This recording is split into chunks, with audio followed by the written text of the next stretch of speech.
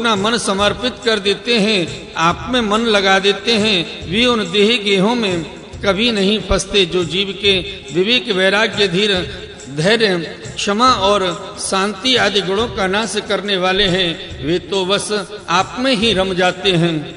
हे भगवान, जैसे मिट्टी से बना हुआ घड़ा मिट्टी रूपी ही होता है, वैसे ही सत्य से बना हुआ जगत भी सत्य ही है।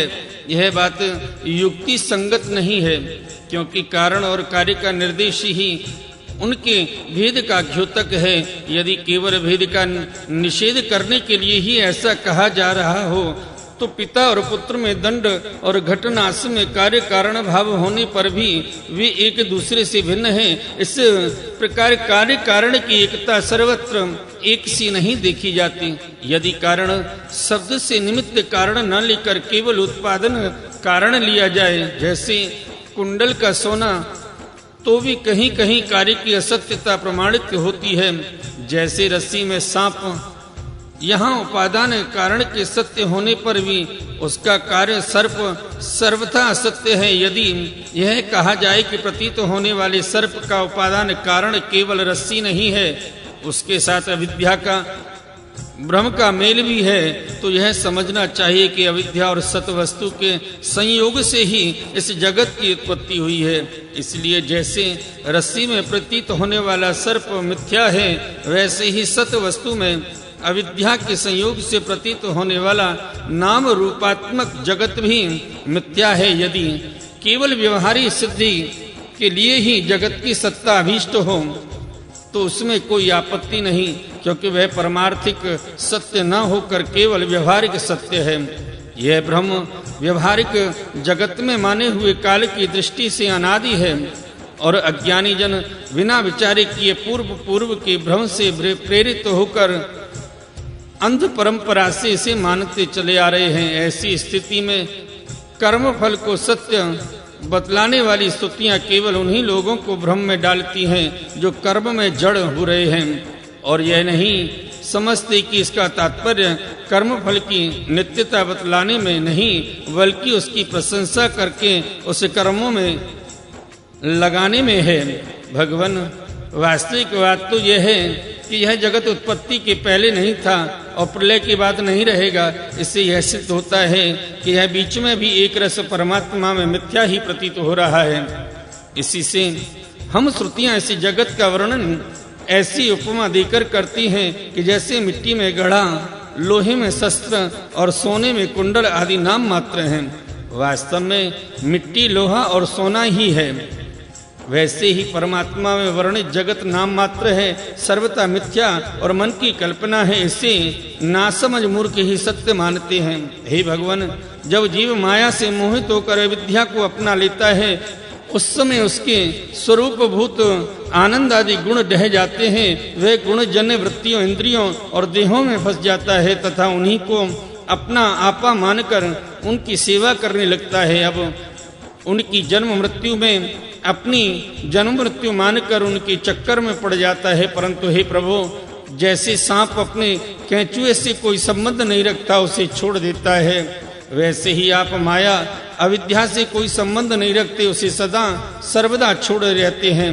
इसी से आपके संपूर्ण ऐश्वर्य सदा सर्वदा आपके साथ रहते हैं। अड़मा आदि अष्ट सिद्धियों से युक्त परमेश्वर में आपकी स्थिति है। इसी से आपका ऐश्वर्य, धर्म, यश, श्री, ज्ञान और वैराग्य अपरिमित हैं, अनंत हैं। वह देश काल और वस्तुओं की सीमा से आबद्ध नहीं है।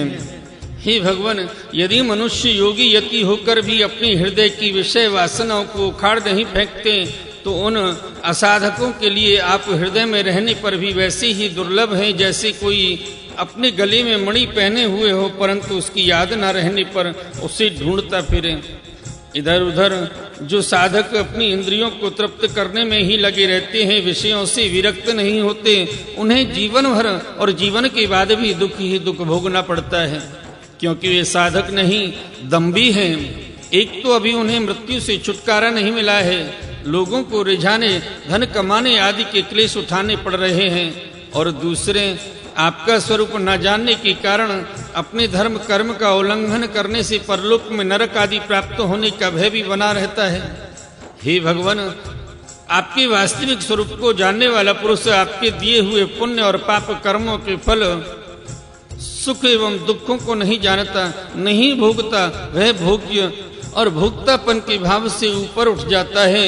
उस समय विधि निषेध के प्रतिपादक शास्त्र भी उससे निवृत्त हो जाते हैं, क्योंकि वे देहाभिमानियों के लिए हैं।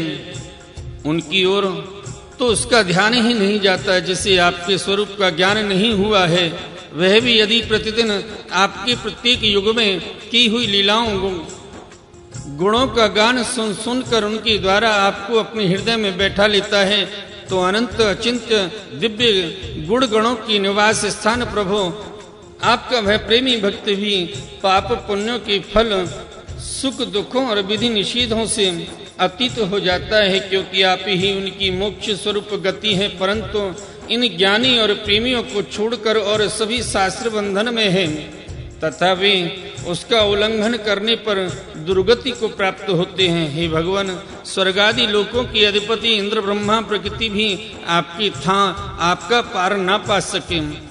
और आश्चर्य की बात तो यह है कि आप भी उसे नहीं जानते, क्योंकि जब अंत है ही नहीं तब कोई जानेगा कैसे। हे प्रभु, जैसे आकाश में हवा के धूल के नन्हे नन्हे कण उड़ते रहते हैं, वैसे ही आप में काल के वेग से अपने से उत्तरोत्तर 10 गुण 7 आवरणों के सहित असंख्य ब्रह्मांड एक साथ ही घूमते रहते हैं। तब भला आपकी सीमा कैसे मिले?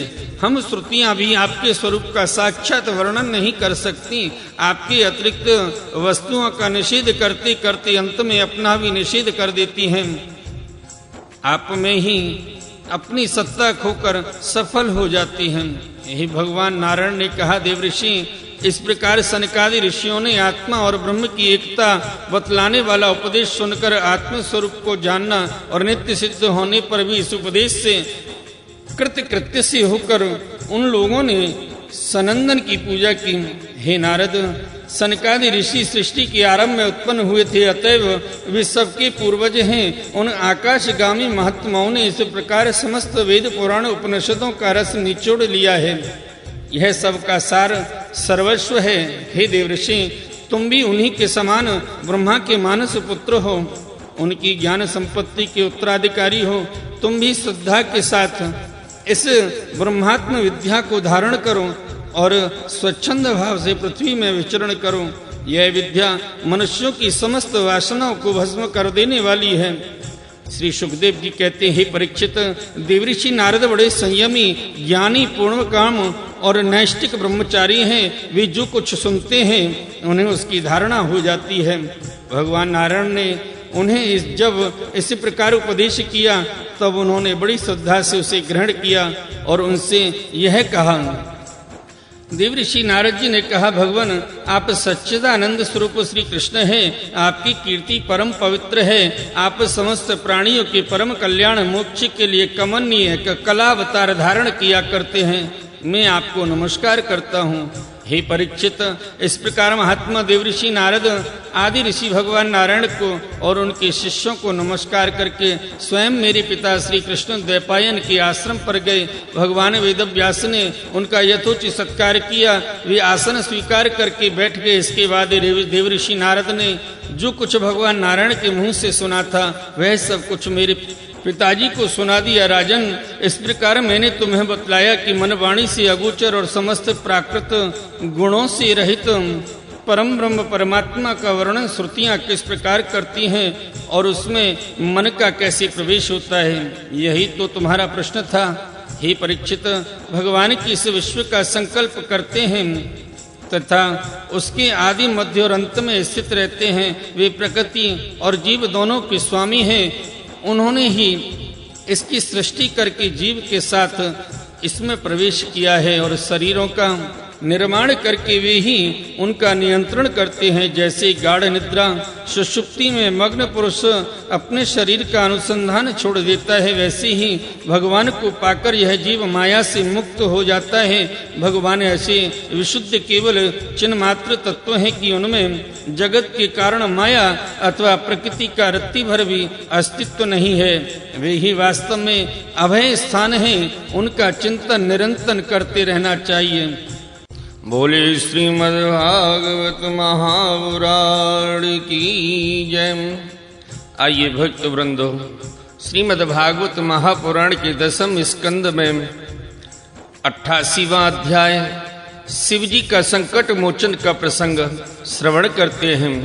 राजा परीक्षित ने पूछा, भगवान शंकर ने समस्त भोगों का परित्याग कर रखा है, परंतु देखा यह जाता है कि जो देवता असुर अथवा मनुष्य उनकी उपासना करते हैं वे प्राय धनी और भोग संपन्न हो जाते हैं, और भगवान विष्णु लक्ष्मीपति हैं, परंतु उनकी उपासना करने वाले प्राय धनी और भोग संपन्न नहीं होते। दोनों प्रभु त्याग और भोग की दृष्टि से एक दूसरे से विरुद्ध स्वभाव वाले हैं, परंतु उनके उपासकों को उनके स्वरूप के विपरीत फल मिलता है। मुझे इस विषय में बड़ा संदेह है कि त्यागी की उपासना से भोग